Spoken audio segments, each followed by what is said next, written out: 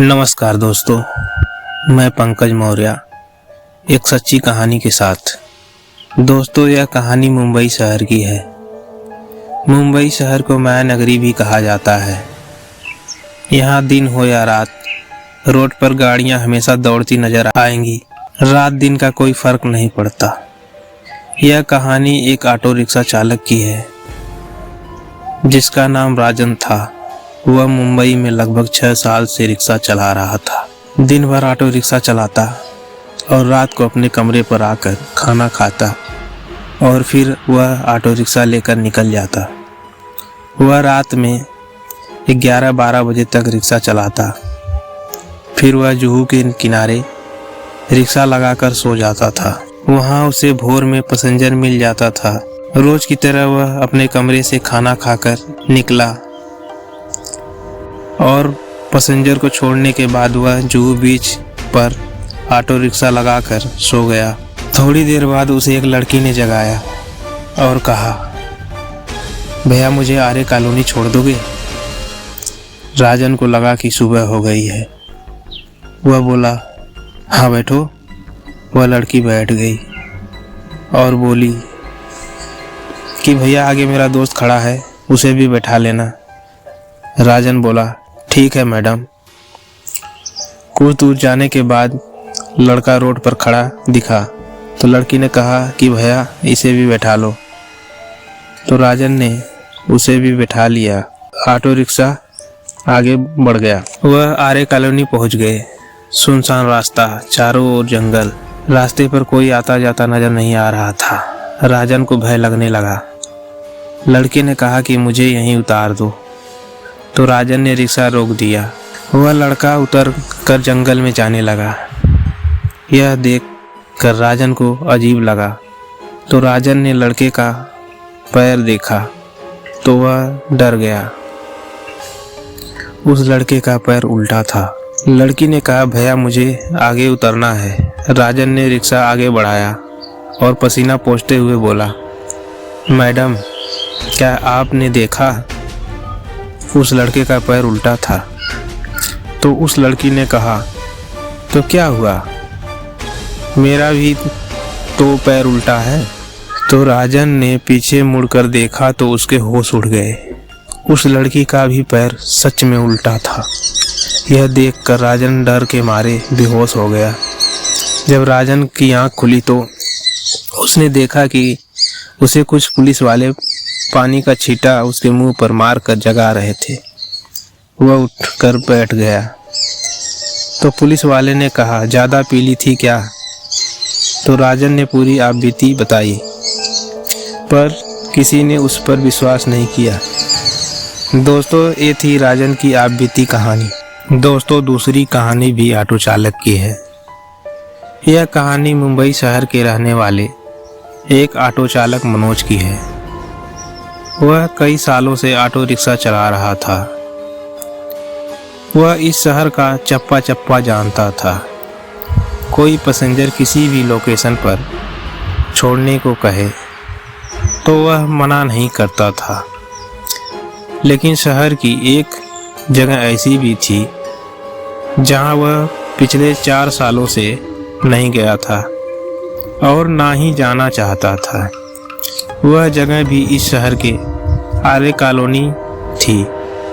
4 साल पहले एक पैसेंजर को मनोज आर्य कॉलोनी में छोड़ा। इसके बाद वह अपने घर के लिए निकल पड़ा। उसे उस रात काफ़ी देर हो चुकी थी, इसलिए उसने शॉर्टकट रास्ते से अपने घर जाने के लिए निकल पड़ा, जो आर्य कॉलोनी के सुनसान रास्ते से गुजरता था। वह आर्य कॉलोनी से आगे बढ़ा, जहां से सुनसान सड़क शुरू हो गई। वह सुनसान सड़क भी उसी आर्य कॉलोनी का हिस्सा थी। सुनसान सड़क जंगलों के बीच से गुजर रही थी। उस रात को हवा बहुत तेजी से चल रही थी और हल्की हल्की ठंड भी थी। मनोज ऑटो चलाते हुए उस सड़क से गुजर रहा था कि तभी अचानक से एक औरत उसके ऑटो के सामने आ गई। उसे देखने के बाद मनोज घबरा कर ब्रेक लगाई और उस औरत को देखने के लिए ऑटो से बाहर उतरा और भाग कर वह उसकी ओर गया, पर वहाँ कोई नहीं था। यह देखकर वह हैरान हो गया, क्योंकि बाहर दूर दूर तक कोई नजर नहीं आ रहा था। तो मनोज ने सोचा कि उसे कोई भ्रम हुआ होगा। ऐसा सोचकर वह वापस अपने ऑटो सीट पर बैठ गया। जब वह अपनी ऑटो में बैठा तभी अचानक से वही औरत सफ़ेद रंग की साड़ी पहने हुए उसके ऑटो के बगल में आकर खड़ी हो गई। अचानक उस औरत को अपने इतनी पास देखकर मनोज डर गया, लेकिन तुरंत अपने आप को संभाला। उस औरत ने उसे थोड़ा आगे छोड़ने के लिए कहा और पीछे पैसेंजर सीट पर बैठ गई। मनोज ऑटो स्टार्ट किया, चलाते हुए आगे की ओर निकल पड़ा। जो औरत अभी मनोज के ऑटो में बैठी हुई थी, उसे देखकर मनोज को अजीब लग रहा था, क्योंकि उस औरत का पहनावा कुछ अजीब था, जो कि काफ़ी पुराने कपड़े पहने हुए थी और वह जगह जगह से फटे हुए थे। जैसे लग रहा था कि वह गीली मिट्टी से निकलकर आ रही हो। उसके कपड़े मिट्टी से पूरे लथपथ थे। इसके अलावा उसके बाल भी बिखरे हुए थे, जो कि उसके चेहरे पर आ रहे थे, जिसकी वजह से उसका चेहरा नहीं दिख रहा था। लेकिन इस बात पर ज़्यादा ध्यान न देते हुए मनोज ऑटो चलाने पर ध्यान दिया। तभी मनोज ने उस औरत से पूछा, मैडम कहाँ जाना है आपको? उस औरत ने उससे कहा, यहीं आगे वाले शमशान घाट तक। जब मनोज ने रेयर व्यू मिरर से उस औरत को ये कहते देखा तो उसकी आंखें फटी की फटी रह गई। उस औरत के बाल बोलते वक्त हवा के झोंकों से उसके चेहरे के बाल हल्के से उसके चेहरे से हटे थे, जिससे मनोज को उसका भयानक गला सड़ा चेहरा नजर आया और उसकी आंखें लाल रंग की थी। ये भयानक दृश्य देखकर मनोज का कलेजा मुंह को आ गया। वह समझ गया कि उसके पीछे एक चुड़ैल बैठी हुई है। मनोज साहस से काम लिया। वो बिना बोले और तेजी से ऑटो चलाने लगा। तभी अचानक उसके ऑटो से कुछ खड़खड़ाने की आवाज़ आई और ऑटो वहीं सुनसान सड़क पर बंद हो गई। अब क्या था? मनोज का तो डर के मारे पसीना निकलने लगा, लेकिन साहस करते हुए मनोज अपनी ऑटो को सुधारने के लिए उतरा। मनोज ना ही उस औरत से कुछ कहा और ना ही उसकी तरफ देखा। मनोज अपनी ऑटो के पीछे से अपनी ऑटो को ठीक करने में लग गया। जब उसने अपनी ऑटो ठीक कर ली और स्टार्ट करने के लिए ऑटो के सीट पर आकर बैठा, तो वह यह देखकर हैरान हो गया कि अब वो औरत उसकी ऑटो में नहीं थी। उसकी ऑटो में ही नहीं, बल्कि वो औरत वहाँ आसपास कहीं पर भी नहीं थी। तभी उसे पीछे से एक ऑटो उसकी तरफ आने की आवाज़ आई। उसने देखा ऑटो उसकी तरफ ही आ रही थी।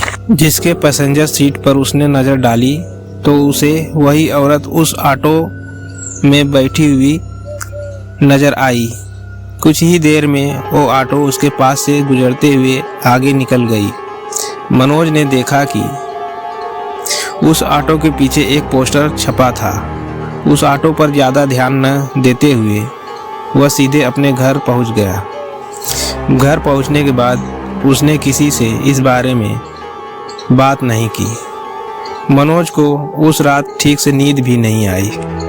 अगले सुबह मनोज को टीवी न्यूज़ देखकर पता चला कि एक ऑटो की उसी आर्य कॉलोनी में एक्सीडेंट हो गया और ऑटो ड्राइवर की मौत हो गई। जब मनोज ने ऑटो एक्सीडेंट की फुटेज देखी तो वह हैरान हो गया, क्योंकि टीवी में दिखाई गई फुटेज उसी ऑटो की थी, जिसके पीछे का पोस्टर देखकर मनोज उस ऑटो को पहचान गया।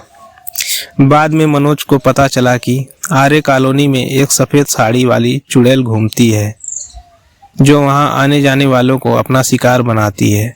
यह सुनकर तो मनोज के डर के मारे हाथ पैर कांपने लगा कि मैं वहीं से बचकर वापस आ गया।